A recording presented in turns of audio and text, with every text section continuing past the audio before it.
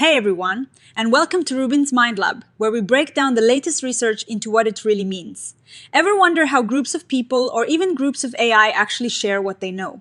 This new study dives deep into exactly that. So imagine a group of people trying to solve a puzzle where everyone has just a few pieces of the information. To solve it, they absolutely have to share and connect all those pieces. This is kind of what the researchers in this study set up. They wanted to see how humans and artificial intelligence, specifically large language models or LLMs, share information when they're in a group trying to figure something out. The big question is this: do they share knowledge in the same way? Or are there fundamental differences? We're all working with AI more and more, right? Chatbots are everywhere, and sometimes AI is even part of our work teams. Humans and AI are different, though. Our brains are kind of isolated islands, and we can't directly tap into someone else's thoughts. But AI models, if they're the same type, are like clones of each other. They start with the same knowledge base. So, what happens when these different kinds of intelligences try to collaborate? Previous research has shown that AI can often find the right answers faster than humans. But this study isn't just about the final answer. It is about how groups reach that answer, the process of discussion itself. Now, we know that human groups aren't always perfect. Sometimes we tend to stick with what everyone already knows, and information that only one or two people have can get ignored. This is called the common knowledge effect. It is like if everyone in the group already knows the sky is blue, and someone whispers that it can also be gray, people might not pay much attention to that gray sky fact because it is not common knowledge. The researchers explained that this happens because shared information is more likely to be mentioned, perceived as more important, and can give speakers more influence. When it comes to LLMs, some studies have shown they struggle with this too. If you give an LLM group a task where information is spread out, they often can't figure out that other agents have different pieces of information. They tend to just stick to what they already share. This suggests that the problem for LLMs isn't necessarily their reasoning ability, but their ability to communicate and explore unknown information. The researchers wanted to look at how knowledge structures, like the connections between ideas, get shared. They found that in human groups, not only do individual pieces of information get shared, but the relationships between those pieces of information also become shared. This is what they call sharing knowledge, which is different from just sharing information. They suggest that the common knowledge effect might happen because sharing this deeper knowledge structure actually makes group processing harder. So how did they study this? They used a bunch of recorded mock jury discussions. In these discussions, 4 people had to decide if a defendant was guilty or not guilty. The crucial part was that the evidence was spread out. Each person had some unique information and some information that was shared with just one other person.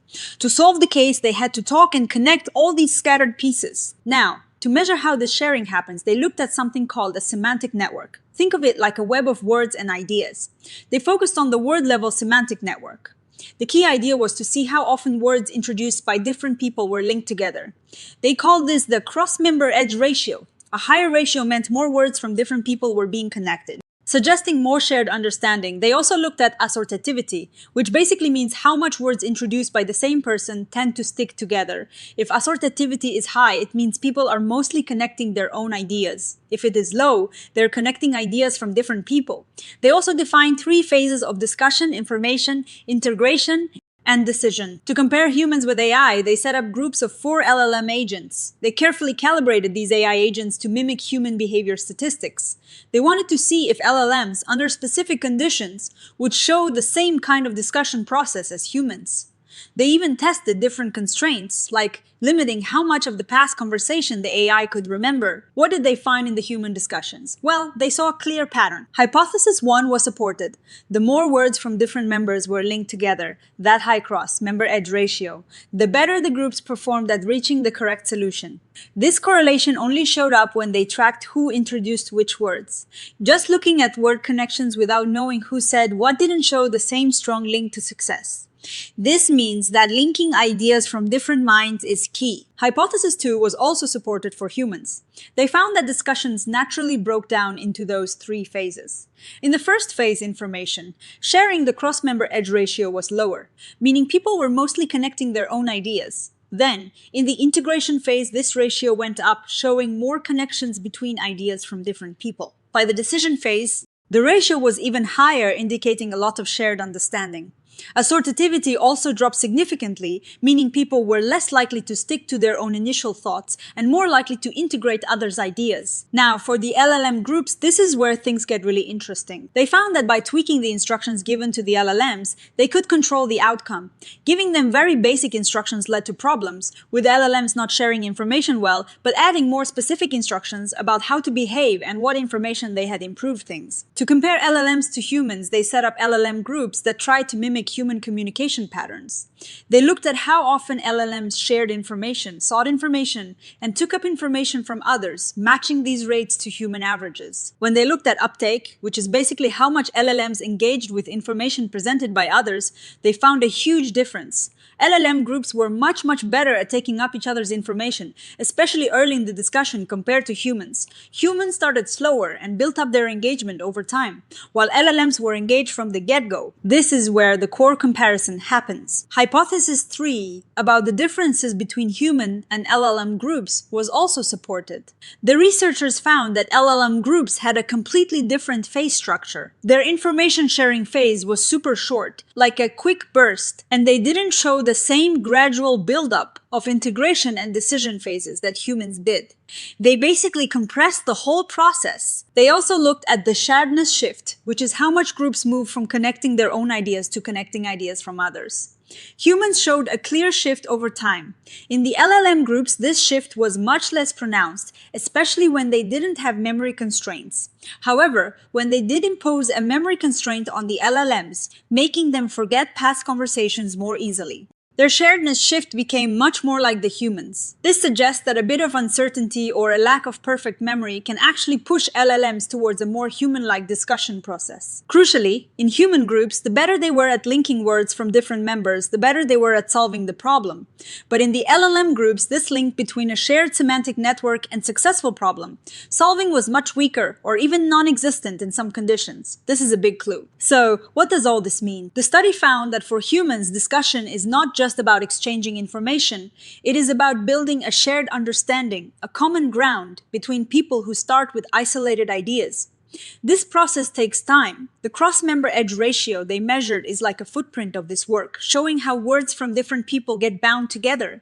LM groups, because they start with the same knowledge, don't seem to have this binding process. They can reach answers faster, but the connection between their shared knowledge and success isn't as strong. The researchers propose that for humans, the need to bridge separate minds is what drives the development of a shared semantic network. This sharedness is an achievement. For LLMs, if they're identical copies, this shared meaning is more like an initial condition. They don't have to work to create it. Interestingly, when they gave the LLMs a memory constraint, making them forget past conversations, they started to show a more human-like sharedness shift. This hints that even for AI, a bit of forgetting or facing a slightly incomplete picture might encourage a more collaborative, human-like process. Now, it is important to acknowledge the limitations. The LLM sessions are limited by the specific model they used and the computing environment. Unlike human groups which have natural variation, LLM sessions can be very similar if they have the same seed or starting point. The researchers did their best to account for this. But it is a difference in how you can statistically analyze human versus AI groups. Also, this study used one specific task and one language, so we can't automatically assume these findings apply everywhere. What is next? The researchers are excited about studying mixed groups of humans and AI. They think that the very difference in their semantic ground, what they know and how they connect, it could actually be beneficial. The presence of an AI with a different kind of knowledge system might push humans to think and share differently. They conclude that understanding these differences in process is crucial as AI becomes more integrated into our society. For humans, building shared knowledge is a challenging but vital task. AI might help us with this, not just by providing content, but by its very existence as a different kind of mind. This research is super fascinating because it goes beyond just who is right and looks at how we think and collaborate, whether we're human or AI. It highlights that for us humans, collaboration is really about bridging gaps and building shared understanding over time. What do you all think about these findings? Does it surprise you that LLMs don't necessarily build shared knowledge in the same way we do? Let me know your thoughts in the comments below. And if you found this breakdown helpful, please give this video a like, subscribe to RUBIN'S Mind Lab for more science insights, and hit that notification bell so you don't miss our next deep dive. Thanks for watching, and I'll see you in the next one.